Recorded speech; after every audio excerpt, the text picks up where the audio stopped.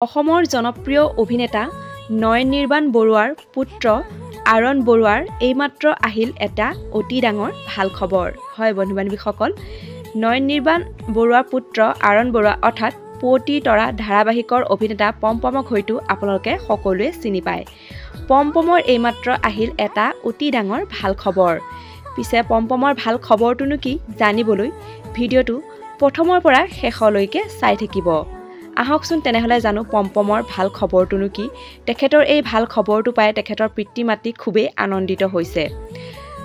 পমপমৰ দেউতাক অৰ্থাৎ আৰণ বৰুৱাৰ দেউতাক অভিনেতা নয়ন বৰুৱাই তেখেতে সামাজিক মাধ্যমত এটি বিশেষ পোষ্ট শ্বেয়াৰ কৰিছে আৰু তেওঁ পোষ্টটিত লিখিছে, অসম ভিত্তিত আয়োজিত এভাকাছ টাইটানছ চেম্পিয়নছত 2025 প্ৰতিযোগিতাত আৰণ বৰুৱাই দ্বিতীয় স্থান লাভ কৰিছে।